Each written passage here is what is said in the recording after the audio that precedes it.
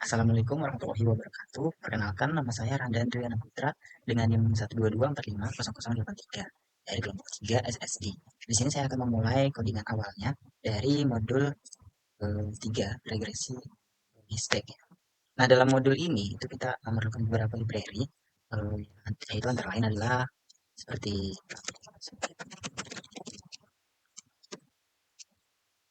Broom, lalu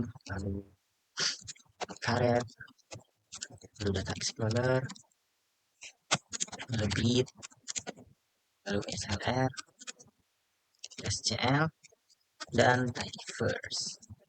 Itu dia library-library yang akan kita gunakan. Nah, untuk library Broom ini itu digunakan untuk merapikan tampilan data nantinya. Lalu untuk library Caret itu bakal digunain pada beberapa fungsi buat membentuk confusion matrix. Lalu untuk data explorer, library itu digunain untuk beberapa fungsi seperti nampilin, visualisasiin kayak plot bar, plot histogram, atau plot ya. Lalu untuk fungsi library grid ini agar dia fungsi arrange itu bisa digunain. Lalu SLR itu sumber data yang akan kita gunakan dalam modul kali ini. Untuk SCL itu bakal digunain untuk membuat pseudo R square, yaitu evaluasi model. Lalu library tidyverse. Oke, kita akan lanjut. Ya, sepertinya ya sebelum dimulai, kalau belum ada package atau library-nya, kita install dulu dengan sintaks install package. Lalu setelah ada, barulah kita panggil masing-masing library seperti Chrome, library Caret, library Data Explorer, library Grid, satu-satu ya. Library ESLR, SCL, library Tidyverse. Oke, kita dulu nih. Oke, ini akan install.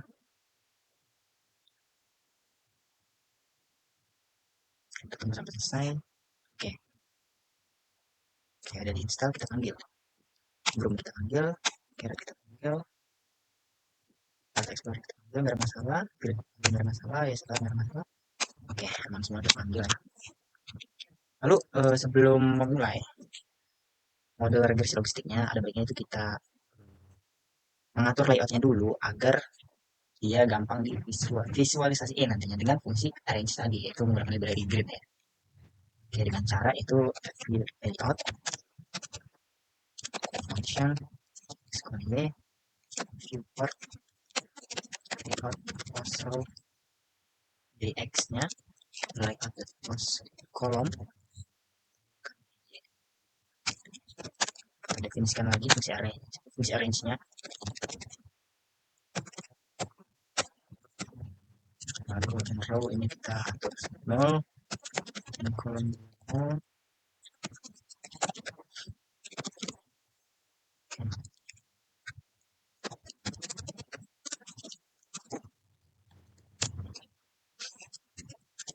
And length dots if is 0, si n row-nya itu kalau 0, dan juga si kolomnya itu 0,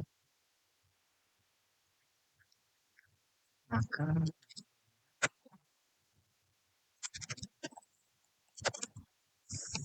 division dari n menuju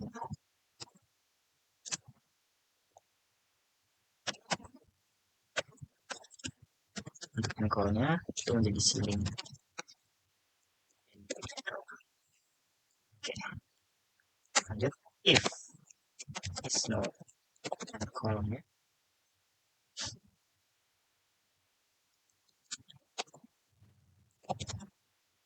kolom ini akan menjadi ceiling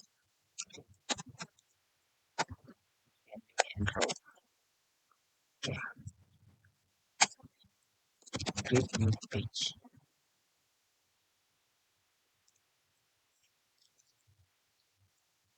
Oh, ini titiknya.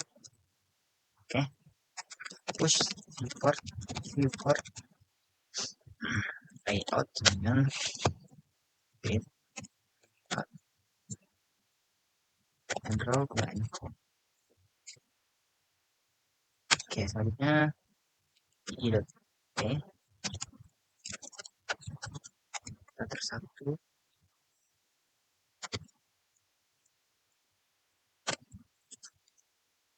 for i.column in sequential satu dengan kolom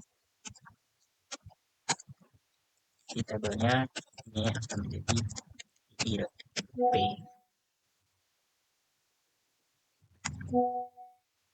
if i.p ini lebih besar dari n maka dia berarti break. Print dots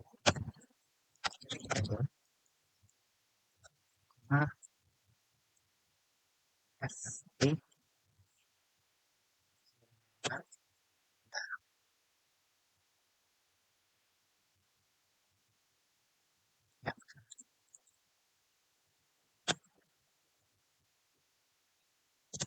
nilai out di table row koma ini kolom. Oke, i.p ini akan berubah iterasikan i.p satu tutup. Kita coba jalankan dulu terdapat error atau tidak. Oke, terdapat error ya. Ini kita cek ini untuk menutup ini menutup ini. Oke, ini menutup ini.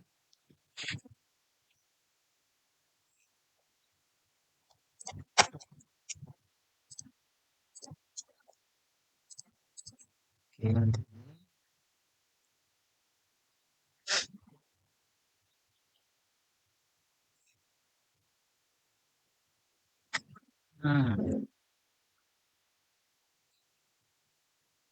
Table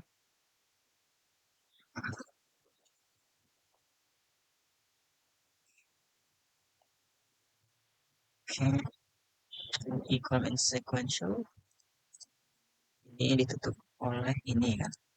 Oke, kita lanjut ke atas.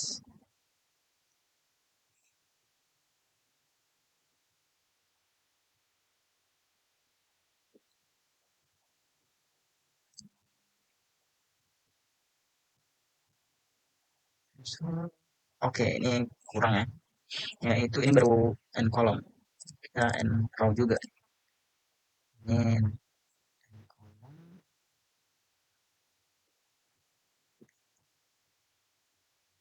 Berarti kita baru for i dot row ya.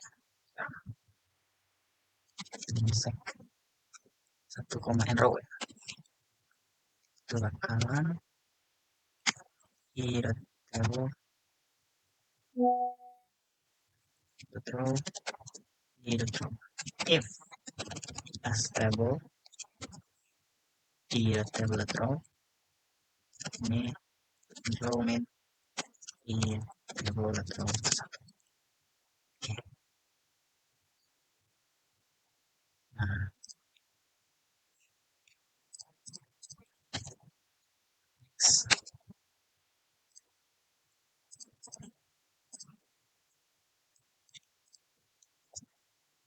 untuk ini untuk menutup.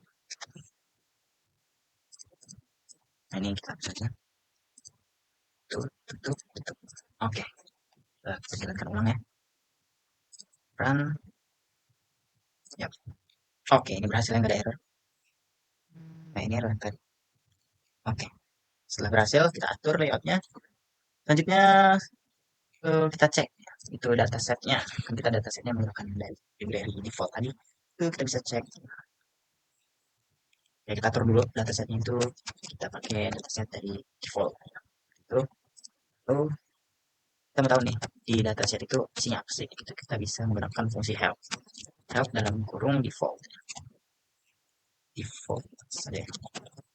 Oke, nah ini di bawah kanan dapat terlihat bahwa ini tentang credit card default data atau tentang kartu kredit mengsimulasikan dataset yang berisi informasi tentang 10.000 nasabah. Oh ya, di sini tujuannya untuk memprediksi gitu, apakah customer-nya itu will default, apakah akan gagal bayar ya. Nah, itu. Jadi di sini ada student balance dan income.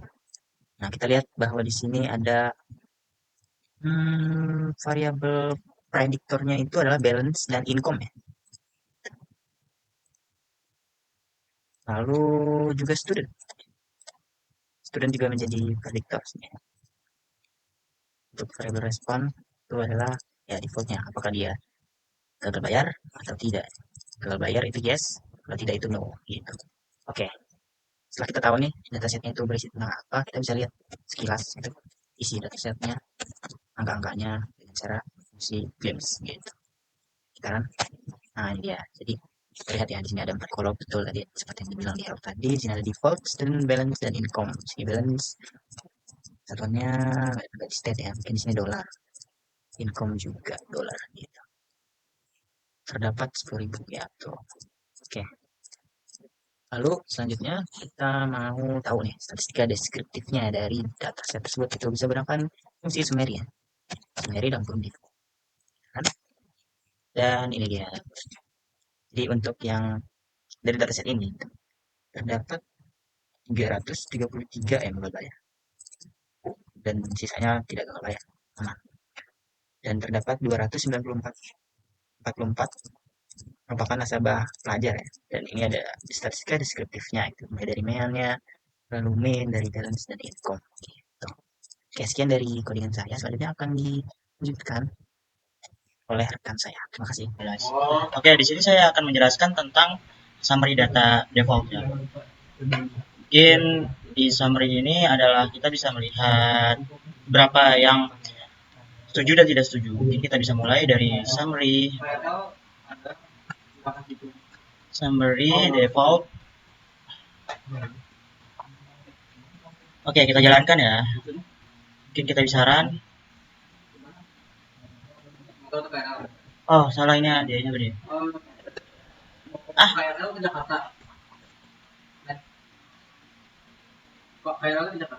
oke, di sini sudah terlihat bahwasanya dari default sendiri atau orang yang mempunyai kartu kredit atau debit itu yang bisa bayar itu sebanyak 333 orang dan yang tidak bisa bayar itu sebanyak 967 dan yang berkaitan dengan siswa sendiri yang bisa bayar itu lumayan cukup banyak sekitar 2.944 dan yang tidak bisa bayar di sekitaran 7.056. Dan selanjutnya kita bisa di sini kita dari summary sendiri kita bisa melihat dari mean, terus quarternya, median, mean dan seterusnya. Di sini juga dari balance sama income-nya atau pendapatannya. Mungkin kita bisa lanjut untuk mencari plotnya sendiri. Dan untuk mencari plotnya kita bisa plot default, plot histogram ya,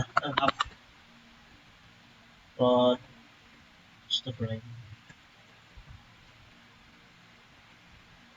histogram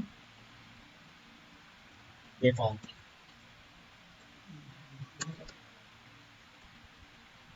Default salah. Nah, dari sini kita bisa melihat dari balance-nya dan income-nya ya. Bahwasanya di sini ada tingkat persebarannya itu di tengah untuk balance dan income-nya itu tidak terlalu rata ya teman-teman.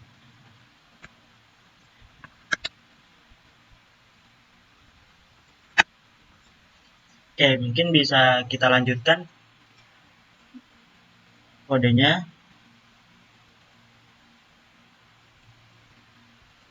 Di sini bahwasanya kita akan lihat plot bar-nya.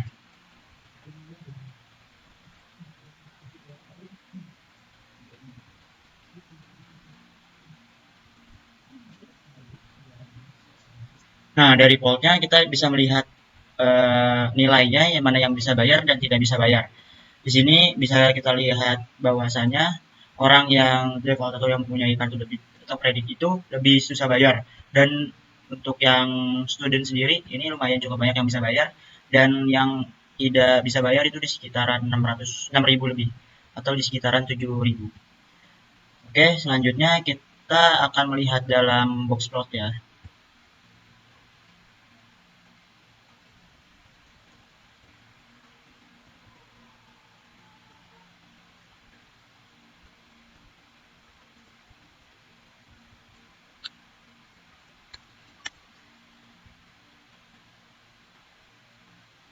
Salah. Bentar, box plot.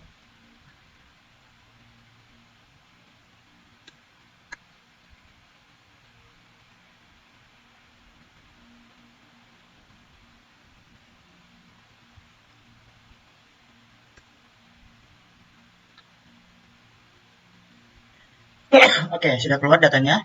Di sini bahwasanya dari income dan balance-nya dari default sendiri, income-nya itu hampir sama ya teman-teman. Dari sini ada yang bisa bayar dan tidak bisa bayar. Tetapi untuk balance-nya sendiri sini ada pencicilan yang hampir menyamai untuk yang tidak bayar.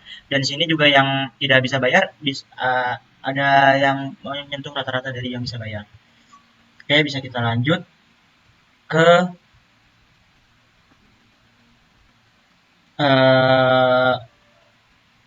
box plot yang student yang bisa bayar dan tidak bisa bayar.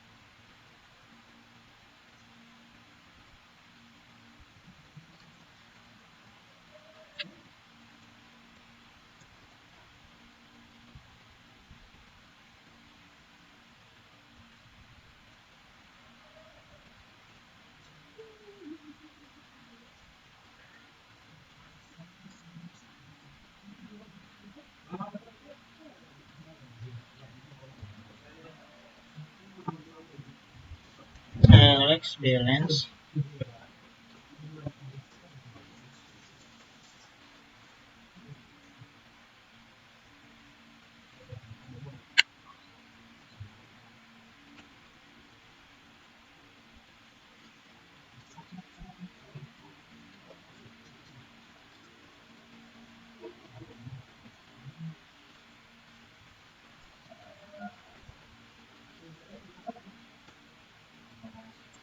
by default.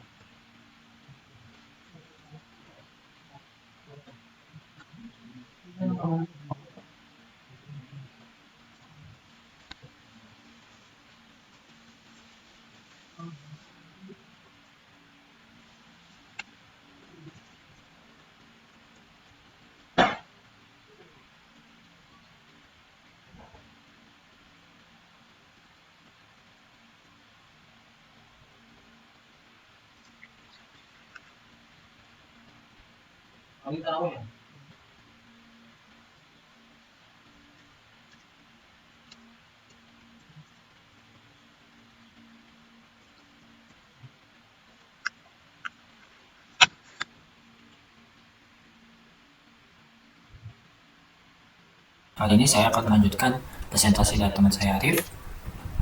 Pertama-tama tuh setelah kita melakukan summary, kita tuh harus melakukan memvisualisasikan moda koneksi logistik tersebut dalam bentuk fungsi segmen.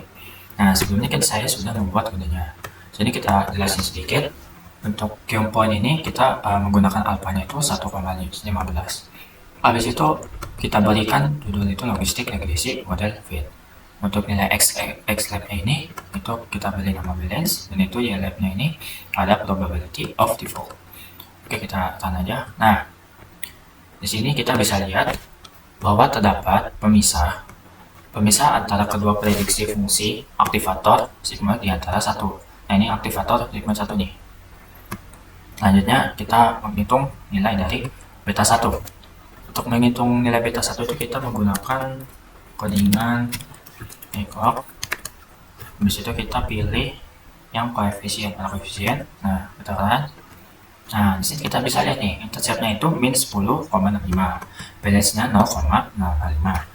Jadi kita bisa ini, jadi yang artinya itu semakin besar, jadi kan nilai beta satunya ini kan 0,005. Jadi artinya tuh semakin besar tagihan, maka semakin juga meningkat juga peluang gagal bayarnya atau kredit macet.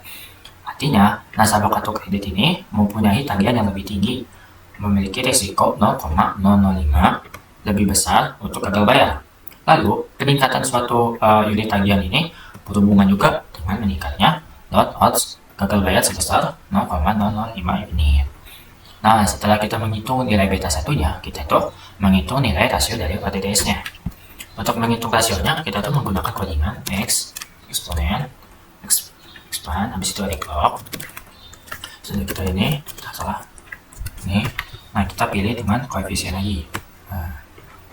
Nah, sini kita dapat lihat intercept-nya itu 2,366, habis itu balance-nya 1,005.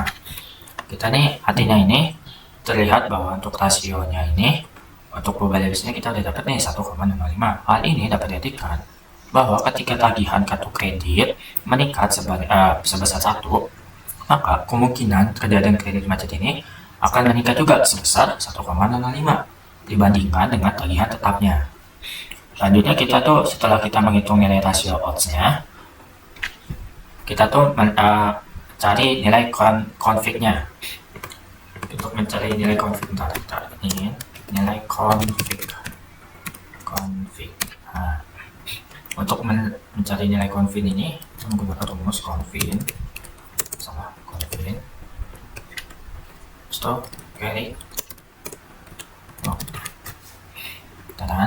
Nah, kita ini bisa lihat nih di sini intercept-nya itu min 11,38 untuk 2,5%, habis itu min 9,966, habis itu balance-nya ada 0,005, habis itu untuk 97,5%-nya balance-nya ada 0,005.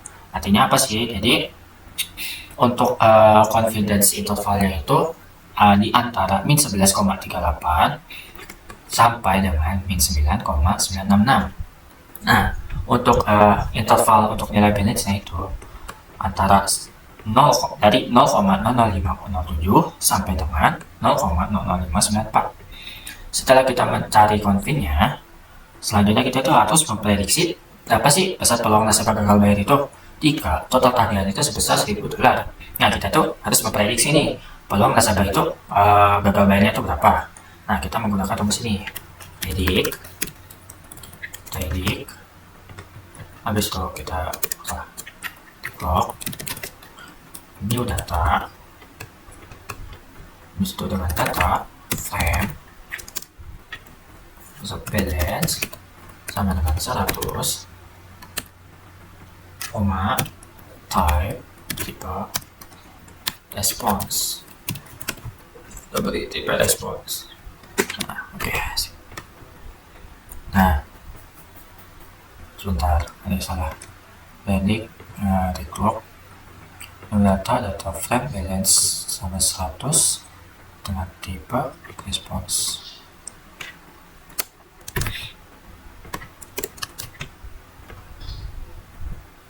Nah, jadi ini kita tuh setelah kita memprediksinya nih, jadi itu kita dapat itu artinya itu seseorang yang memiliki jumlah tagihan $1.000 ini.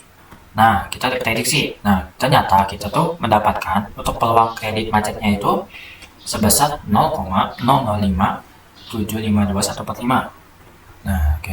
Di sini saya akan melanjutkan kode dari rekan saya, yaitu yang pertama-tama kita membuat model regresi logistik dan menggunakan variabel penjelas atau prediktornya. Apakah nasabah tersebut seorang pelajar atau bukan? Yang pertama kita klik rec. Di sini saya akan melanjutkan kode dari teman saya, min glm default. Yang pertama kita membuat model regresi logistik dan menggunakan variabel penjelas atau mana artinya adalah apakah nasabah tersebut seorang pelajar atau bukan. Nama yang diberikan untuk model regresi logistik yang akan dibuat. Sedangkan glm lebih kecil, yaitu fungsi R yang digunakan untuk membuat model regresi masuk regresi logistik dari backlog, yang mana artinya adalah ini fungsinya yaitu variabel nama yang diberikan untuk model regresi logistik yang akan dibuat. Sedangkan student yaitu fungsi R yang itu variabel independen dalam model regresi masuk regresi data default ini, data default ini Fungsinya yaitu variabel yang dependen dalam model berasal dari dataset yang bernama student, yaitu variabel independen dalam model family binomial. Data default ini menunjukkan bahwa model yang digunakan adalah regresi, yaitu menunjukkan bahwa data yang digunakan sesuai untuk variabel berasal dari dataset yang bernama. Sedangkan summary nama default log ini yaitu family fungsi R yang digunakan untuk menampilkan ringkasan bahwa model yang digunakan adalah yang telah regresi logistik binomial sendiri, yaitu nama model yang variabel dependen biner. Sedangkan summary muncul output seperti ini. Log ini yaitu fungsi R yang digunakan untuk menampilkan ringkasan interceptnya -3 titik yang telah 413. Log sendiri yaitu nama model yang ini di register value-nya yaitu -49 muncul output seperti ini dan seterusnya. Di sini iterasinya sampai 6 yaitu 0 interceptnya -3 titik 0,413 005 errornya 0,0707. Selanjutnya value-nya memprediksi seberapa besar peluang terjadinya gagal bayar jika nasabah merupakan. Di sini iterasinya sampai 6 yaitu 0 00001. Di sini kodenya yaitu predict 002 new data frame student. Selanjutnya yes memprediksi seberapa besar peluang terjadinya gagal bayar jika nasabah merupakan pelajar. Fungsi R yang digunakan untuk memprediksi nilai variabel dependen di sini kodenya yaitu predict 002 new data frame student sebagai nama model yang diperes yang untuk membuat prediksi. Predict adalah new data. Fungsi R yang digunakan untuk memprediksi data baru yang ingin diprediksi. Sedangkan data frame yaitu log. Fungsi R yang digunakan untuk membuat data frame sebagai nama model yang tipenya untuk membuat prediksi yang menunjukkan bahwa jenis prediksi yang yaitu data baru yang ingin diprediksi. Sedangkan data frame definisikan itu dia pelajar. Fungsi R yang digunakan untuk membuat data frame. Tipenya itu 1 titik menunjukkan bahwa jenis prediksi yang diinginkan adalah residual. Terjadi gagal bayar jika nasabah merupakan pelajar diisikan yaitu dia pelajar atau tidak. Selanjutnya yaitu memprediksi seberapa besar peluang terjadinya gagal bayar jika nasabah bukan pelajar. Jadi terjadi gagal bayar jika nasabah merupakan pelajar di sini. Ini mendefinisikan yaitu selanjutnya yaitu memprediksi seberapa besar peluang terjadinya gagal jika nasabah bukan pelajar. Yang outputnya 1 0.0 kodenya sama ya, yang membedakan. Selanjutnya kita membuat model regresi logistik dengan 3 variabel prediktor yaitu peluang terjadinya gagal jika nasabah merupakan seorang pelajar. Yang outputnya 1 0.02919501. Selanjutnya kita membuat model regresi logistik dengan kita buat kodenya yaitu for yaitu blanks income dan apakah nasabah merupakan seorang pelajar. Data default family binomial summary full mode, yang artinya full mode adalah nama yang kita buat kodenya yang diberikan untuk model regresi LM. Full mode ini nama yang digunakan untuk model data default family binomial. Sedangkan GLM ini adalah fungsi R yang digunakan untuk membangun model regresi. Full mode adalah nama yang digunakan yang diberikan untuk model regresi, yaitu variabel yang dependen dalam model untuk model regresi. Sedangkan data default ini, sedangkan GLM ini menunjukkan bahwa data yang digunakan untuk membangun model regresi berasal dari dataset yang bernama default family binomial variabel dependen dalam model. Sedangkan yang digunakan adalah data default ini logistik binomial yang menunjukkan bahwa data yang digunakan untuk membangun model berasal dari dataset yang bernama default family binomial, yaitu estimasinya bahwa model yang digunakan adalah regresi logistik binomial yang sesuai untuk variabel dependen biner. Errornya 4.983 E-01. Family value-nya yaitu -22.0 itu estimasinya. Di sini iterasinya yaitu sampai 8 itu 0. Errornya 4.923 E-0.01. Value-nya yaitu -22.01 dan seterusnya. Di sini iterasinya yaitu sampai 8 itu 0. Mengevaluasi model menggunakan 0 R square 005 0.11. Yang pertama kita ketik PSCL .2 PR2 reclog MC Fedgen. Mengevaluasi model menggunakan PR2 square, yaitu adalah fungsi dari paket VSGL. Pertama kita yang digunakan untuk VSGL titik 2 R square PR2 regresi MC fed. Sedangkan reglog ini yang artinya adalah nama model yang ingin dihitung PR2 ini R square-nya, yaitu adalah fungsi dari MC VSGL, yaitu adalah argumen yang digunakan untuk memilih jenis besut model square yang ingin dihitung. Dalam hal ini, jenis besut R square adalah nama model yang ingin dihitung akan dihitung besut R square-nya. Muncul output seperti ini. Sedangkan MC versi yaitu adalah argumen yang digunakan untuk memilih jenis besut modenya sama yang ingin dihitung. Dalam hal ini, jenis besut ini R square-nya yaitu dan 0 akan dihitung 409 muncul output seperti ini. MC kodenya yaitu ini kodenya sama, yang membedakan bagian ini yaitu kodenya sama PR reglog.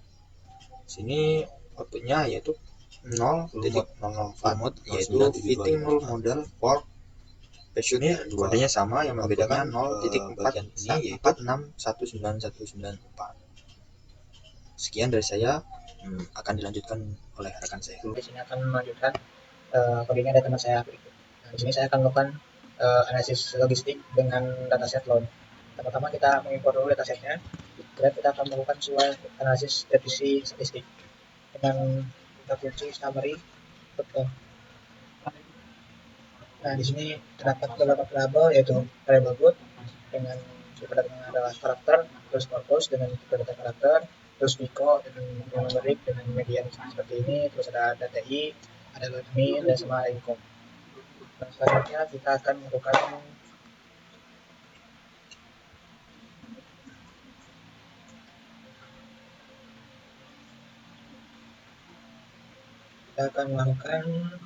kita ingin melihat variabel dengan non. Kita akan melihat variabel penjelasnya. Di sini ada 6.300 variabel vat dan ada 36.101. Nah, kita akan melakukan pengubahan menjadi faktor, menjadi karakter, menjadi faktor dengan cara one. Terus kita ubah variabel penjelasnya good, dia akan jadi s vector on dot good. Ini akan melakukan pengubahan dari karakter jadi faktor. Selanjutnya kita akan melakukan split set dengan cara set kita ingin rangkumannya itu di angka 5.815. Kemudian kita ingin melakukan split dataset dengan sampel, itu sama dengan kita gunakan fungsi sampel untuk melakukan split dengan n row yang dari variable row. Terus kita akan melakukan for n row load akan dikalikan dengan 0,8. Jadi kita ingin memisahkan 80% sama 20% sebagai data training kita dan data test kita. Kemudian kita akan melakukan train data kita di itu one. Terus sampel yang pertama atau 80% pertama itu adalah data sampel, dan yang terakhir adalah tes kita akan diisi setelahnya itu one. Kita pakai variable sampel itu pasti sampel untuk menentukan keputusan di ion. Sampel. Oke, kita mulai. Ya, jadi seperti ini. Kita akan melakukan pemisahan selanjutnya kita akan membuat model linear regression dengan cara kita namakan logit dan masuk sintaknya logistik kemudian model dengan variabel penjelasan adalah good, diikuti dengan terus DTI, terus loadman, MNTI ditambah dengan purpose. dengan datanya adalah data trend kita, dan family adalah nominal.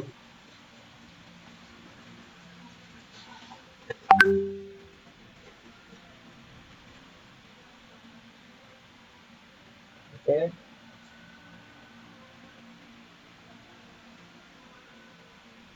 kita akan melakukan summary untuk melihat bagaimana model kita terlihat. Untuk summary lagi, ini adalah model kita. Dapatkan bahwa interception adalah minus 7,20, yang mana artinya dia akan nilai minus 7,2 jika kali banyak X dan diikuti dengan B0 B1 adalah 1,3 pangkat 10 min 2, dan DTI nya adalah minus 1 pangkat min 2, terus diikuti dengan 1 adalah minus 2 pangkat min 5, terus addition dengan sebagai berikut. Nah, selanjutnya kita akan melakukan sebuah prediksi dengan cara test value, test predict adalah dengan predict kita buat model kita tadi logik dengan variable test kita tadi langsung speed dengan type adalah response. Kemudian kita akan memfilter test.good predict. Kita akan melakukan predict yang bagus, yaitu jika nilainya adalah 0,2 kita akan melabeli dengan good, dan jika kurang dari 0,8 kita akan melabeli dengan bad. Kita akan menggunakan if else. Nah, jika test sama predict itu kurang dari 0,8 atau 80%, kita akan melabeli dengan good. Jika tidak, dia akan bad.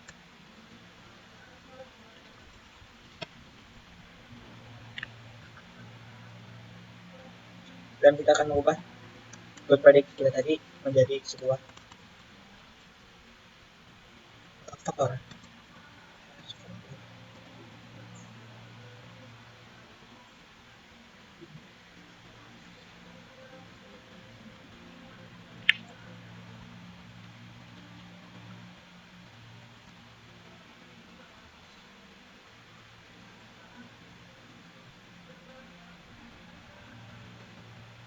Oke, beres, kita akan dan kemudian kita akan melakukan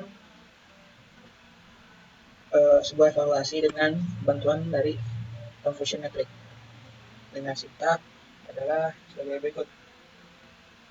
Kita akan menggunakan fungsi confusion metric adalah confusion metric adalah variabel yang kita buat tadi, yaitu test dot good bad dan test good aktualnya dengan positif adalah good.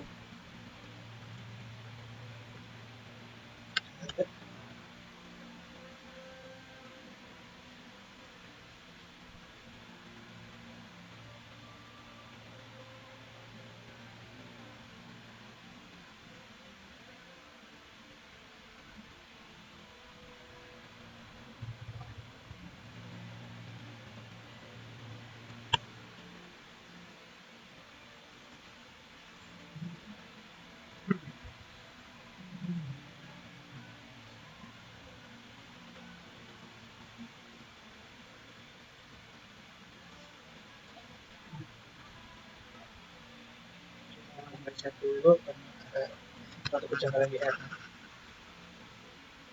Bentar.